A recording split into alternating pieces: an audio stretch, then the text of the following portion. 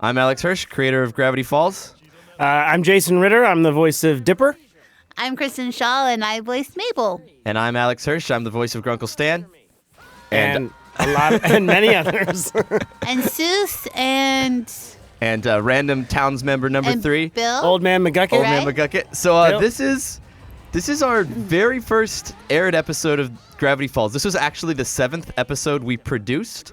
They kind of gave us a little bit of lead time on the series so that we could kind of play them in different orders, and we were really not sure what we wanted our first episode to be, so we waited as long as possible to make it. I also can recognize because some of what you used for my voice in this episode was from one of the earlier pilots. The original pilot. I recognize Dipper sounds a little bit different to me in that first little section. What's the difference? It's like, I'm Dipper. It's a little nerdier as opposed to like, hi, I'm Dipper. It's like... Jason hadn't fully gone through puberty yet when we did the I pilot, and it took a little bit of time to reach the Dipper you know now. I'm just wrapping my head around this. This is the 7th version of the pilot? No, this is the 7th episode we produced in production order.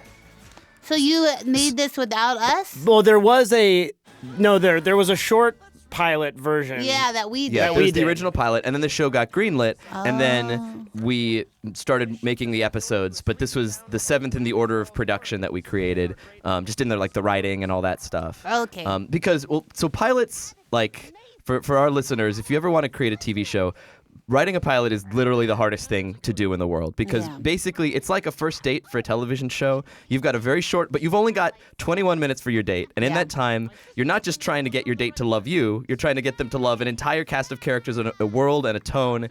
And audiences and people are predisposed not to fall in love immediately. Yeah. So you're fighting all of our natural skeptical instincts and trying to endear yourself in a very short amount of time, and also trying to tell a story while you're doing that magic trick. So most TV shows, if you go back and watch the pilot, even great TV shows, it doesn't feel like your favorite episode because it's juggling all those balls. Yeah. And that's why we waited so long at this, because we kept rewriting it. This opening, in fact, was probably the last thing we wrote because there was this feeling like this is a kind of a weird concept for a show. It's about these kids who are at a tourist trap, which is not a very well-known thing in culture, this idea of the Santa Cruz mystery spot or something like that. And then just the fact that the shack is fake, but the town is real, and each character's personality. And what order do we introduce that in? It was very important for me to try to get into Mabel being Mabel as soon as possible, though. So it was start by telling people, action is coming, but wait. And then do this intro where we get a little glimpse of each character, and then just have Mabel be herself. And So make you're- you fall in love with her. Make you fall in love with Mabel. That's the purpose of all the sequence. So your process, would you just stay up all night eating Chinese food until you got it? Yeah, and I was in a noir PI office, and the shade from the blinds. It was mainly me and Michael Rianda and our head writer at the time, Dan McGrath, just sort of writing pieces and reading them and being like, is this engaging? And I think this segment with Mabel was one of our earliest pieces that we knew we needed to have, because so much of the show and the comedy of the show and the heart of the show comes from Mabel's Mabel. just sweet positivity and her tone. I agree. She is the heart and soul of the show. And also, What? Dipper has some. What? I don't know. I don't- Role to play There's a in little all bit of of this. sibling rivalry happening in the studio here, guys. Look what's on the cash machine. 618. What does it mean? That's the second 618 we've seen in That's this the episode. devil's Are number. you serious? Yeah, one Is was it upside really? down. What? Oh yeah, Wait, are you 618 serious? goes all the way through this show. Oh, you gotta watch closely for the clues. So for the Well, listeners, that's your birthday, isn't it? that is the birthday of me and my twin sister, Yeah. 618. It's not just me being egocentric. Yes, it's it is. also my twin sister, so it's half ego, half for her. Jason basically is Dipper in real life and has seen all of these episodes maybe almost as many times as I have. Kristen's never watched the show, so this is all new to her. I have so many other shows. But it's good. It's good. I'm watching it now. She has a lot of jobs. She has a part-time job just shoveling the money that blocks her front door. money. No, I love the show. So this pilot, one of the things that wasn't in the very first version was this whole idea of Dipper finding this journal. We produced, before there was a series and before anything was greenlit, I was pretty new out of school, and I did like a kind of almost homemade, like Disney paid for it, but it was very lo-fi pilot version of the series. And in that first pilot, Dipper had a monster manual. It was called Dr. Crackpot's Guide to the Wacky or something. And it was just meant to provide reference for Dipper's paranoia. But this idea that there would be a full journal that was from a mysterious character, that until the show got greenlit, that wasn't something we knew for sure. I didn't know that. That's cool. It was, well, I remember I always build the show as I wanted to have a lot of mystery. And then when they picked it up, the job was sit down and figure out what is it actually going to be. So, and that's another reason why we made this the 7th episode we produced, because we were still in process of, I'd say by the time we had written our 3rd episode or so, me and Michael Rianda, sort of my head creative guy, had mapped out the broad arc of the series. And I'll just tell for, again, people listening, like, there are going to be nonstop spoilers in this commentary. So if you haven't seen the entire series, for Pete's sake, go back, watch it, then listen to this commentary. Because that tree comes back later, tree guys, is the big in bad. Season 2. So I'll spoil the entire show for you right now. At this point in the series, what we knew continuity-wise was a little bit. We knew that Grunkle Stan had a twin brother. We knew that his twin brother wrote this journal and several more, and we knew that this twin brother was the original creator of the Mystery Shack, which was originally a lab before it was turned into a tourist trap, that him and Stan had some kind of rivalry. He had kind of a charmed life, Stan didn't, and that his dealings with the supernatural got him caught up in some business, resulting in him being taken away by some evil, mysterious force, and now Stan has been sort of taking over his life and searching for him at night. But the fact that the big bad was Bill, the fact that there was a portal, the idea that Old Man McGucket was involved, those were things that we discovered over the course of the process. I didn't know any of this. In fact, there were things on this show that were pointed out to me. This was the first cartoon that I've ever been a part of. And so I just assumed it was like a fun, cool, weird kid show. I didn't know how deep the rabbit hole went. And then someone pointed out Blendin' Blandin' popping up in these first 3 episodes. And I went, what is that? And then suddenly all the like bags under my eyes made sense. You're like, wait a minute. Exactly. He's not just prematurely aging.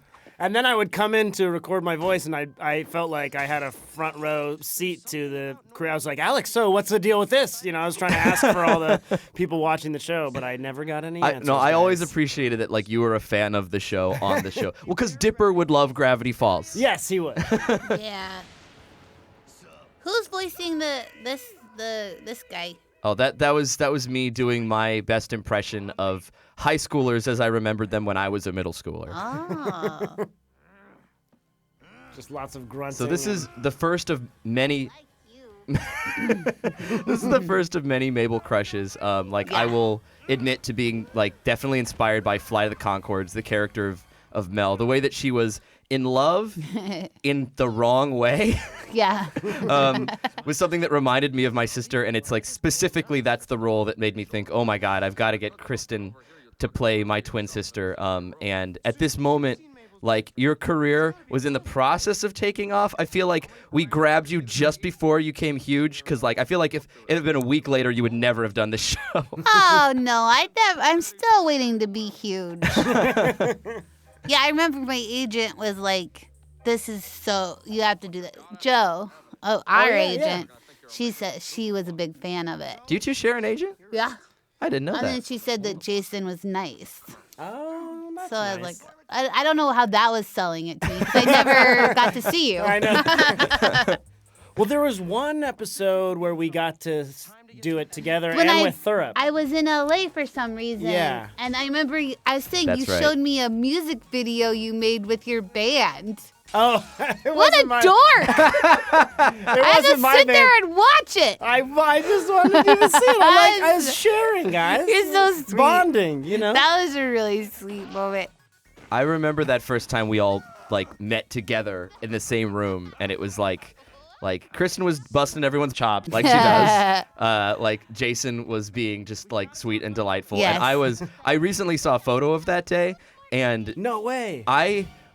my hair was like out to Like I had Oh, like yeah, you had an afro. I had like I hadn't shaved or cut my hair in maybe a year at that Yeah. point. I looked like a werewolf. I look insane. I was happy to meet you in person, though, finally. To Because put a face to Yeah. the voice. I was recording in New York for a while. That scene with Mabel and the leaf blower, there was a lot of people really trying to make us not keep that scene in the show. In particular, the fact that she mentioned that she got a hickey. We couldn't use the word hickey, so we invented the phrase smooch mark. Oh, really, Hickey? Why not? You know, That's interesting. it changes from week to week. Yeah. He's blinking when you're blinking. Mabel, remember what the book said about Gravity Falls? Trust no one! Well, what about me, huh? Why can't you trust me? Beep bop! Mabel, he's gonna eat your brain! Dipper, listen to me. Norman and I are going on a date at 5 o'clock, and I'm gonna be adorable. I never noticed that Dipper has this hat for only this episode. Oh, yeah. And Mabel's earrings are little stars as well. Oh, that's a coincidence, the star connection, but the hat is. So I was saying before about kind of the job of a pilot, and you're trying to set the tone, and you're trying to establish what this series is. And one of the things that I really wanted this series to do was to have continuity and to have change. And I was trying to figure out, as a TV viewer, you're used to seeing, particularly in cartoons, something changes and then it reverts back in the next episode like nothing happened. Yeah. So I was trying to think of little subtle ways to tell the audience change is real in this show. And so one of those ways was Dipper's wearing this hat and loses it and gets a new hat at the end of the next episode. And then next week, he's wearing that hat. Yeah. Little tiny signals Yeah. just I to love suggest, pay attention because there are consequences, and hopefully it would make the stakes of the series feel a little bit more Oh, that's believable. so cool. Also, don't they age as well? Like, they celebrate a birthday. They celebrate their 13th birthday near the end of the series. Which so like, cartoons don't do. which 'cause- never, Yeah. never Also- happens.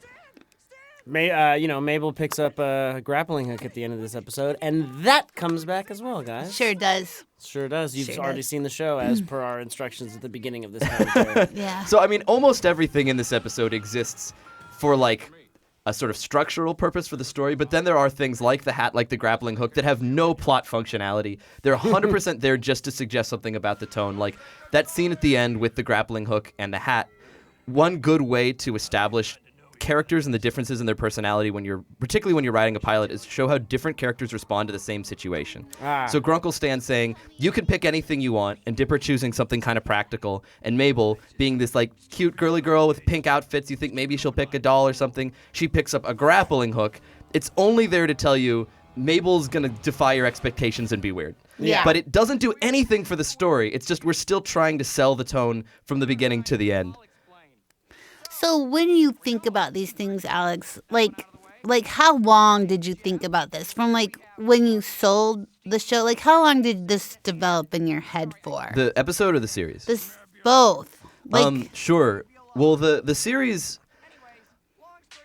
came from like Disney called me up. They'd seen some student films I had made, and they liked them, and they asked if I would pitch anything. And I didn't really think of myself as somebody. I wasn't really interested in kids television because there wasn't a lot of kids television at that time that I was very excited about as a viewer. So I thought, okay, well, if I'm gonna pitch a kids show, I'll pitch a crazy one. They'll say no, and then I'll go on somewhere else.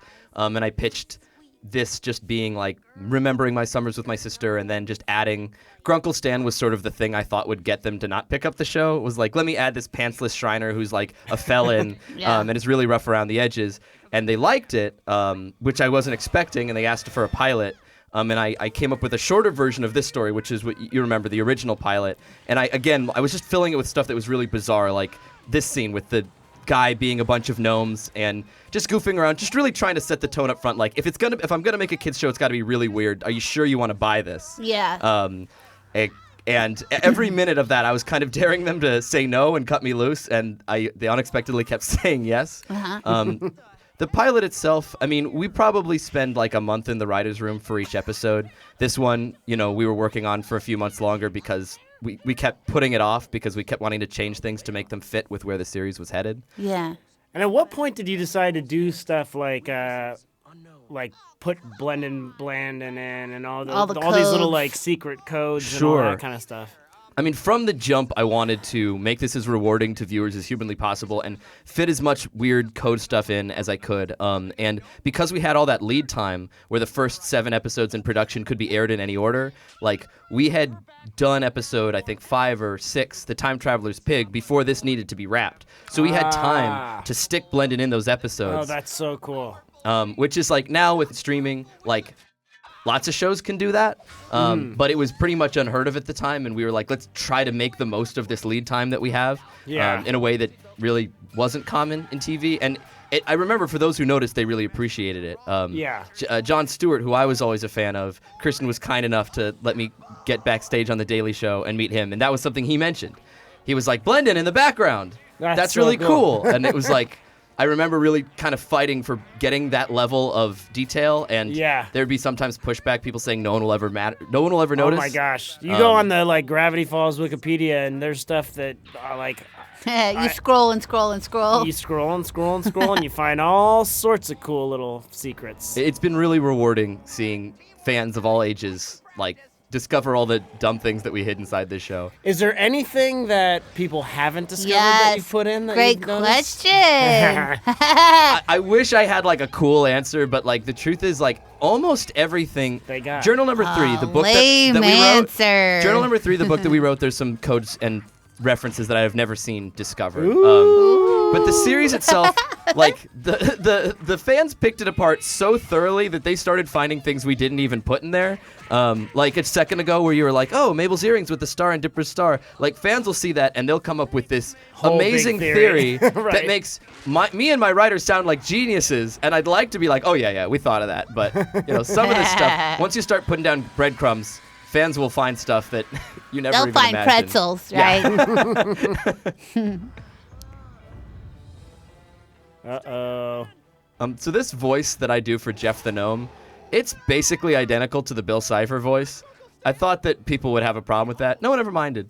The voice doesn't matter. Voices aren't that important. Kristen, what do you remember about just the early days about getting involved in this show?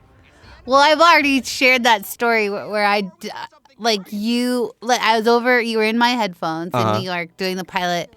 You just made me do every line over and over and over again, including the screams. Well, this is an example of me and Mike Rihanna, who were working on the show at the beginning. We had never made a show before. We knew nothing about anything. You didn't. And I'm so grateful to you guys for bearing through our learning phase. Yeah, as I walked out, I'd lost my voice, and I was like, "Oh, I don't think I can do this show." Because of the amount of screaming and just because you weren't trusting the takes.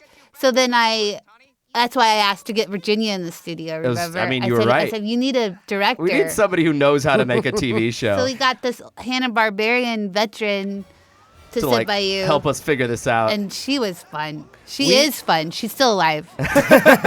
We started to just do all my screams at the end because I knew I was going to blow my voice out. There's a lot of screaming in this show. So I just sort of counted that into my day. For the rest of the day, I would just be. But you got better, Alex. You got more confident, I think. And I knew the show better, and it worked out great. Yeah, I mean, it's just it was definitely a learning process. Just literally, basically going from college to you're running a show. Yeah, you were way too young to have your own show, and Whatever happened to that gnome in the 6-pack ring? Oh, he's dead. Oh. He's long dead. Oh my gosh! Oh, no. That's not what I was He's fine, expecting. guys. He's fine. Oh my gosh! I gotta give props to the storyboard. This scene was storyboarded by Alonso Ramirez Ramos, one of our premier storyboard artists. He won an Emmy, or he won an Annie and an Emmy. Whoa! Right? He's got a bathtub full of Emmys at this point. He is an amazing artist, and I'm so grateful that he was on this show. So this is that scene that we were talking about that has no plot functionality. I'm trying to do 3 things here. One, I'm trying to show that Stan is maybe a character worth caring about if he sees that the kids are in pain and does it. This is his version of charity, which is, I'll give you a thing that I don't have to pay for. And then how these 2 kids react to it just as a way of suggesting their personality. Oh, yeah. There they are. I remember I was so excited when I got my real Dipper hat. that was before they were. It's still the one that I'm wearing today. The staging on that shot, definitely a reference to Legend of Zelda. Oh, I love that. Grappling hook! Fair enough. This one shot with those two in the room, Dipper riding Mabel, just jumping on the bed and laughing about nothing. I think that by this point you get who the characters are. You've got a pretty clear sense. In terms of like continuity, we didn't really know where the vending machine led at this point. We knew that there was something underground. We knew that there's some kind of machinery and that Stan is part of Stan's search for his brother involves this secret room down there. The idea that it would be an entire lab that would go multiple stories deep, that was something that we were still figuring out at this stage. What about his tattoo? Did you know that? That we knew. Oh, man. What year is Gravity Falls? Because they don't have like phones or anything. Yeah, in my mind, there's no canonical year. It's just sort of this space that feels like my summers. Huh. There's another thing. In these first couple episodes, I'm listed as Jason Morgan because there was some weird Contract rule, dispute? Yeah, that I couldn't use my real name.